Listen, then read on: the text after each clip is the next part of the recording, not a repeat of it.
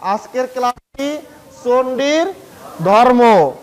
আমরা গত ক্লাসে শিখছিলাম যে ভাগবত কি, কে রচনা করেন, আর ভাগবতে কতগুলো শ্লোক আছে। এরপর একটা জিনিস শিখছিলাম ভাগবত ধর্মের সার কথা কি। এবার শিখেছিলাম ভাগবতের দ্বাদশ স্কন্ধের ব্যাখ্যা কি। এরপর শিখেছিলাম যে ভাগবতের কথা কোথায় প্রথম প্রকাশ পায়। এবার ভাগবতের পরিচয় কি, পাঠ ও শ্রবণের যোগ্যতা কি, নাকি। এবার শ্রীমদ্ ভাগবতের রাধার কথা নাই কেন, ভাগবতের কয়টি মাধুর্য, গীতা ও ভাগবতের মধ্যে পার্থক্য কি, ভাগবতের বিশেষ বার্তা কি।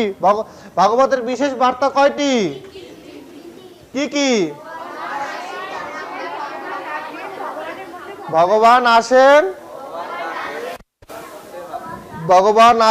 ভগবান ডাকেন, আর ভাবনার মধ্যে ভাবনাতীত। এই কথাটা কিন্তু খুব সুন্দর, যে ভাবনার মধ্যে ভাবনাতীত। ঠিক আছে। এরপরে ছিল যে ভাগবতে কি আছে বা আলোচ্য বিষয় কয়টি। ভাগবতের আলোচ্য বিষয় কয়টি?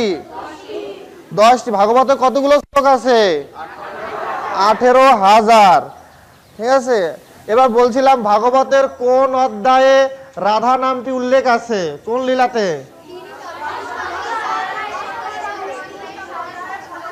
দশম স্কন্ধের 30তম অধ্যায়ে 27 নং শ্লোকে, তাই না? গোপী শিরোমণি হিসেবে উল্লেখ করা আছে, তাই তো? শব্দটাও মনে আছে তাহলে? তাহলে তোমরা ঠিকভাবে পড়াশোনা করতেছো, শুনতেছো। গীতা ভালোভাবে না পারলেও নীতি শিক্ষা পড়তেছো, তাই তো? বাহ, ঠিক আছে। ওই জিনিসটা কিন্তু খুব কঠিন একটা জিনিস। ভাগবতের দ্বাদশ স্কন্ধের কোন অংশের সাথে কোন অংশ তুলনা করা হয়েছে মানব দেহের, ঠিক আছে? এই জিনিসটা কিন্তু ভালো করে পড়ে রাখবে, তাহলে সুবিধা হবে।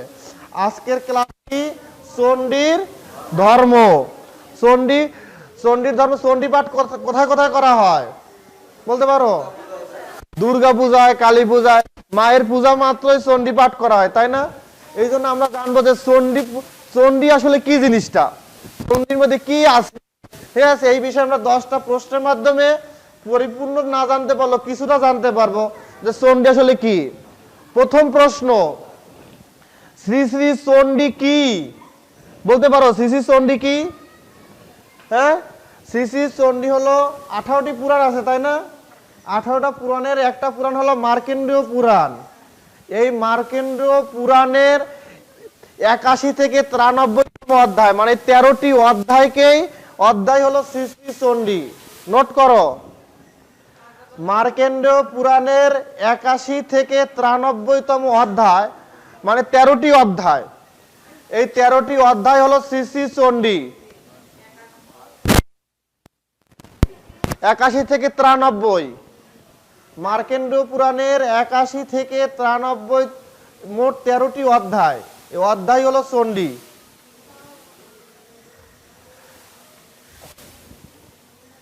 এই চণ্ডীর আরো দুইটি নাম আছে, চণ্ডীর আরো দুইটি নাম আছে, নোট করবে। একটা হলো সপ্তসতী, আরটা হচ্ছে দেবী ভাগবত।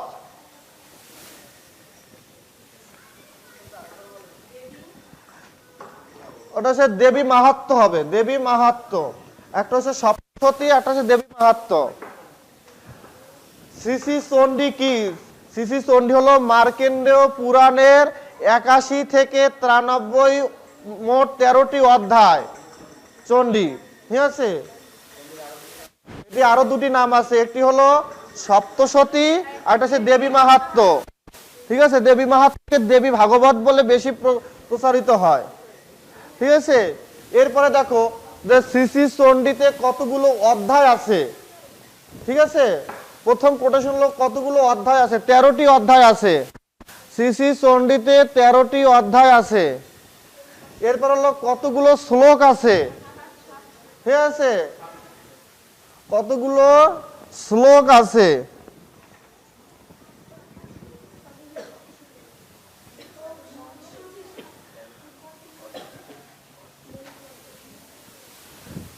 চণ্ডীতে কতগুলো শ্লোক আছে? 700 শ্লোক, যার কারণে বলা হয় সপ্তশতী। আর কতগুলো মন্ত্র আছে? ঠিক আছে, 578টি। 578, 7 8 78। ঠিক আছে, মনে থাকবে। এরপরে কে রচনা করেন? শ্রী শ্রী চণ্ডী কে রচনা করেন? মহামুনি কৃষ্ণ দ্বৈপায়ন বেদব্যাস। মনে থাকবে, মহর্ষি কৃষ্ণ দ্বৈপায়ন বেদব্যাস বা সংক্ষেপে ব্যাসদেব। দ্বিতীয় নম্বর প্রশ্ন দেওয়া আছে, শ্রী শ্রী চণ্ডীর চরিত্রগুলো কি কি? শ্রী শ্রী চণ্ডীর চরিত্রগুলো কি কি? শ্রী শ্রী চণ্ডীতে 3টি চরিত্র আছে। শ্রী শ্রী চণ্ডীতে 3টি চরিত্র আছে, আমি লিখে দেই। এটা হচ্ছে প্রথম চরিত্র।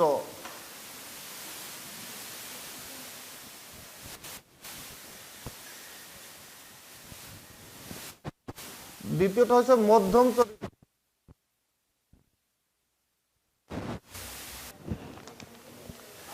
দ্বিতীয় নম্বর প্রশ্নের উত্তর এই যে চরিত্র হলো 3 চরিত্র, মধ্যম চরিত্র আর শেষ হলো উত্তর চরিত্র।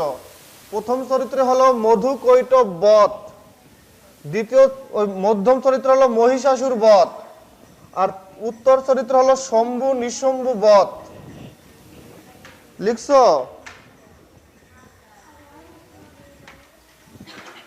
মোট কতগুলো অধ্যায়? মোট 13টি অধ্যায়। মধু কৈটব বধ, প্রথমটা হলো মধু কৈটব বধ, প্রথম চরিত্রে মধু কৈটব বধ। এই অধ্যায়, এই চরিত্রে একটাই অধ্যায়, মনে রাখতে হবে। প্রথম চরিত্রে একটাই অধ্যায়, প্রথম অধ্যায়। মধ্যম চরিত্রে দ্বিতীয় থেকে চতুর্থ অধ্যায়, দ্বিতীয় থেকে চতুর্থ অধ্যায়। আর উত্তর চরিত্রে হলো পঞ্চম থেকে 13তম, মোট 9টি অধ্যায়।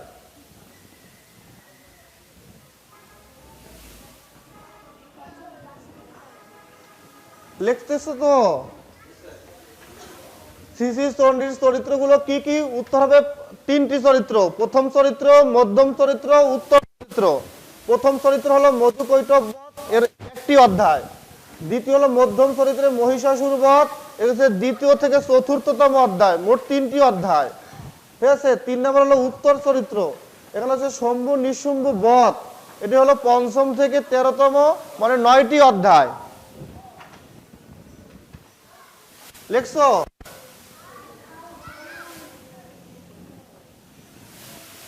লেখা হয়েছে?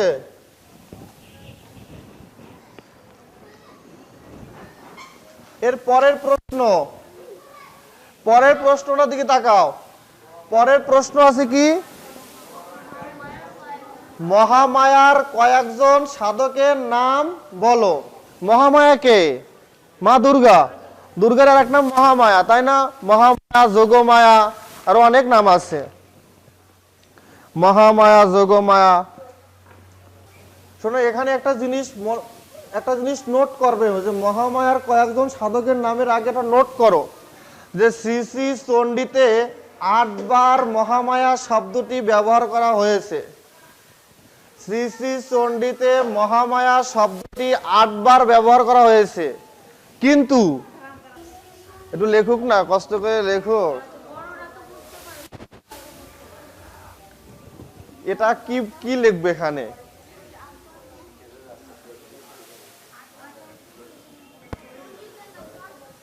চণ্ডীতে মহামায়া শব্দটি 8 বার ব্যবহার করা হয়েছে।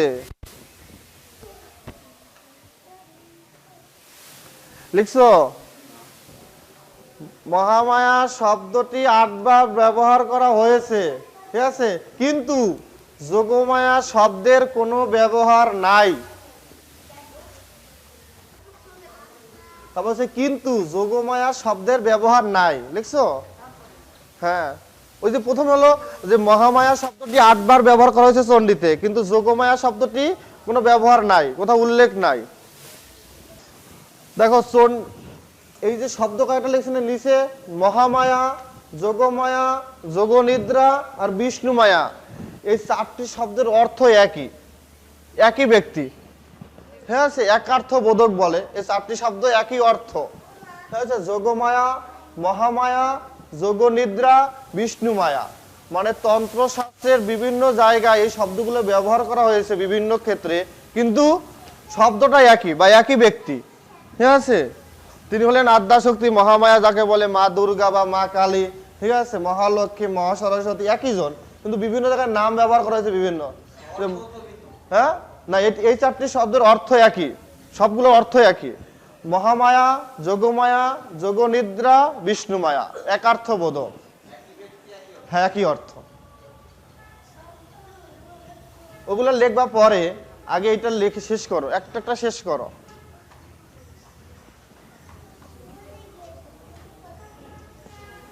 একটা একটা শেষ করো। হৃদয় বসো। লিখছো? 3 নাম্বার প্রশ্ন ছিল যে মহামায়ার কয়েকজন সাধকের নাম বলো। আমি উপরে কয়েকজনের নাম লিখছি, দেখছো? যে রামপ্রসাদ, কমলাকান্ত, রামকৃষ্ণ পরমহংসদেবের নাম শুনছো? রামকৃষ্ণ মিশনে যে রামকৃষ্ণ, বামা খেপা, ঠিক আছে, সর্বানন্দ ঠাকুর, এদের অনেকেরই নাম শুনে থাকবা। ঠিক আছে, কমলাকান্তের অনেক গান আছে, ভজন গান। রামপ্রসাদের আর কমলাকান্তের অনেক গান আছে। শ্যামা মায়ের শ্যামা সঙ্গীত যাকে বলে। হ্যাঁ হ্যাঁ, টিভিতে তো সবই দেখা যায়, শুধু আমার এই দেখা যায় না। আর এই যে সর্বানন্দ ঠাকুর, এই সম্পর্কে একটু একটু শোনো। এই হলো চাঁদপুরের মেহার নামক একটা জায়গা আছে, যিনি মা কালীর 10টা রূপ আছে। ঠিক আছে, এই সর্বানন্দ ঠাকুর একই সময় মায়ের দশবিদ্যা সাধনায় সিদ্ধি লাভ করেন। ঠিক আছে, যেখানে গেলেই তোমার সারা শরীরে একটা শিহরণ জন্মায় অটোমেটিকলি। আসলে 10টা মায়ের রূপ আছে, একটা অদ্ভুত একটা জায়গা। ঠিক আছে, সাধন ভূমি যে সেটা বোঝা যায়। ঠিক আছে, সর্বানন্দ ঠাকুরের চাঁদপুরের মেহার নামক জায়গায় দশবিদ্যা রূপে সর্বানন্দ ঠাকুর সাধনায় সিদ্ধি লাভ করেন। চাঁদপুরের মেহার, চাঁদপুরের মেহার, মেহার কালীবাড়ি বললেই হয়।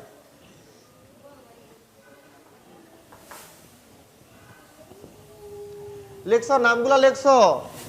রামপ্রসাদ, কমলাকান্ত, রামকৃষ্ণ, বামাখ্যাপা, সর্বানন্দ ঠাকুর, আরো অনেক আছে। এই কজনের নাম রাখো, শুধু 5 জনের নাম লেখছি। ঠিক আছে, এর মধ্যে বেশিরভাগ পরিচিত দেখবো রামপ্রসাদের অনেক শ্যামা সঙ্গীত আছে, কমলাকান্তের অনেক শ্যামা সঙ্গীত আছে, রামকৃষ্ণ পরমহংসদেবকে সবাই আমরা চিনি, তাই না?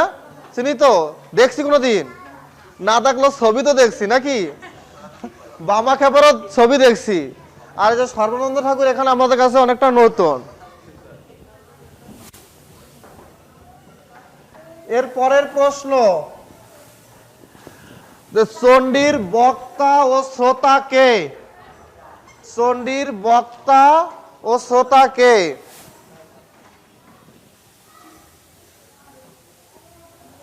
বক্তা হলো মেধস মুনি।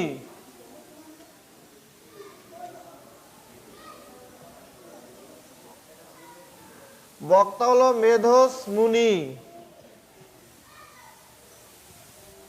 আর শ্রোতা, বক্তা হলো মেধস মুনি, আর শ্রোতা হলো রাজা সুরত ও সমাধি বৈশ্য। শোনো, এই ঘটনাটা শোনো, আসলে এরা কেন বা শুনতে গেলেন আর কেনই বা উনি বললেন। ঠিক আছে, রাজা সুরত, ঠিক আছে, বুঝো তো শব্দের, ওনার নামের আগে রাজা। রাজা মানে কি? অনেক টাকা পয়সা, ধন সম্পত্তির মালিক, তাই না? ঠিক আছে, একটা সময়ে কিছু বিশ্বাসঘাতকতার কারণে, বিশ্বাসঘাতক লোকের কারণে উনি রাজ্যপাট সব হারিয়ে উনি বনে চলে যায় মনের দুঃখে, কিছু নাই। আর সমাধি বৈশ্য, বৈশ্য মানে কি? ব্যবসা বাণিজ্য যারা করে, তাই না?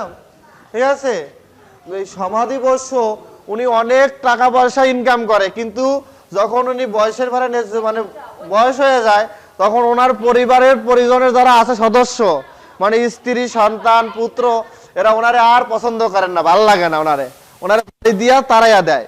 ঠিক আছে, উনি মনের কষ্টে বনে চলে যায়। এই দুই দুঃখী একসাথে দেখা হয়। একজনের হচ্ছে সম্পদ হারানো, আর একজন হচ্ছে পরিবার পরিজন হারানো। এই দুঃখ লাঘব করার জন্য ওনরা চলে যায় মেধস মুনির আশ্রমে। ঠিক আছে, এই মেধস মুনির আশ্রম কোথায় জানো? হ্যাঁ, এই মেধস মুনির আশ্রম চট্টগ্রামে, বাংলাদেশেই। কিন্তু এই চণ্ডীর প্রকাশ স্থান বাংলাদেশেই। ঠিক আছে, মেধস মুনির আশ্রম বাংলাদেশেই। ঠিক আছে, কোনো এক সময় যদি সুযোগ হয় সবাই মিলে ঘুরে আসবে মেধস মুনির আশ্রম, চণ্ডীর প্রকাশ স্থান।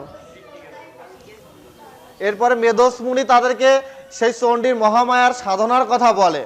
ঠিক আছে, তারপর তারা নদীর তীরে গিয়ে মায়ের একটা মূর্তি তৈরি করে তারপরে মায়ের ধ্যান করে।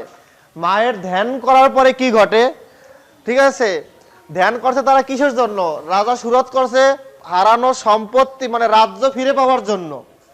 আর সমাধি বৈশ্য সাধনা করছে মায়ের কাছে যে তার পরিবার পরিজনকে ফিরে পাওয়ার জন্য। কিন্তু যখন সাধনায় সিদ্ধি লাভ করে মহামায়া তাদেরকে আশীর্বাদ করেন, তখন রাজা সুরত ঠিকই তার আবার হারানো রাজ্য ফিরে পায়, তিনি রাজ্যে চলে যান। আর সমাধি বৈশ্য তিনি আর পরিবার পরিজনের কাছে যান না, তিনি মুক্তি চান, ব্রহ্ম জ্ঞান চান। ঠিক আছে, ব্রহ্মজ্ঞান লাভ করে মুক্তি লাভ করে তিনি মায়ের কাছেই চলে যান। ঠিক আছে,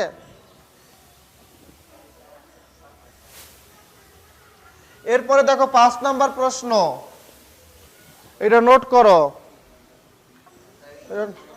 হ্যাঁ, না না, এটা নোট করো আগে, তারপরে বলতেছি এটা আসলে কি লিখছি। আগে নোট করো। প্রথমে আছে মেধস মুনি, দ্বিতীয় নম্বর আছে রাজা সুরত ও সমাধি বৈশ্য, তৃতীয় নম্বর আছে মার্কেন্ডেয়র মুনি, তারপরে ভার্গরী মুনি, তারপরে হলো দ্রোণমুনির পক্ষীরূপী 4 পুত্র, 6 নম্বর আছে ব্যাস শিষ্য জৈমিনী মুনি। ভার্গরী গয় রস্যকার। হ্যাঁ হ্যাঁ, লিখছো? লেখো লেখো। প্রথমে হলো মেধস মুনি, দ্বিতীয় নম্বর হচ্ছে রাজা সুরত ও সমাধি বৈশ্য, তৃতীয় নম্বর হলো মার্কেন্ডেয় মুনি, চতুর্থ নম্বর হলো ভাগুরী মুনি, 5 নম্বর হলো দ্রোণ মুনির পক্ষীরূপী 4 পুত্র, 6 নম্বর হলো ব্যাস শিষ্য জৈমিনী মুনি। লিখছো? কার জন্য অপেক্ষা করতেছে? কে লিখে দিবে? লেখা হয়েছে? গালে হাত দিয়ে বসে আছো কেন? কিসের এত টেনশন করতেছ?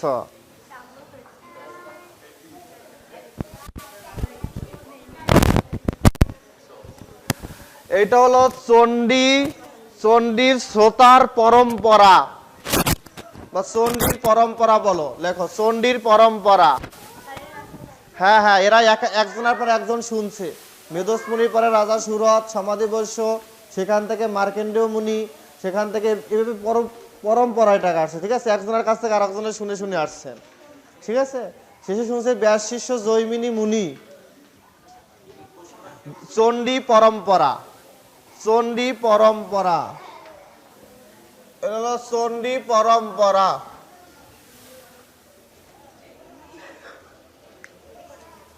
দেখো সর্বশেষ মানে 5 নাম্বার প্রশ্ন আছে যে ভগবান শ্রীকৃষ্ণ কখন কাকে দুর্গাস্তব করতে বলেন? 5 নম্বর প্রশ্ন হলো যে ভগবান কৃষ্ণ কখন কাকে দুর্গাস্তব করতে বলেন? ভগবান শ্রীকৃষ্ণ অর্জুনকে কুরুক্ষেত্রের যুদ্ধের আগ মুহূর্তে দুর্গাস্তব করতে বলেন। ভগবান শ্রীকৃষ্ণ অর্জুনকে কুরুক্ষেত্রের যুদ্ধের আগে দুর্গাস্তব করতে বলেন। লিখছ? ভগবান শ্রীকৃষ্ণ অর্জুনকে কুরুক্ষেত্রের যুদ্ধের আগে দুর্গাস্তব করতে বলেন, তাই না? লিখছ? এবার শোনো, অনেকক্ষণ তো পড়াশোনা করলাম না, এটা ব্রেকআপ দেওয়া দরকার নাকি? হ্যাঁ, ব্রেকআপ মানে কি?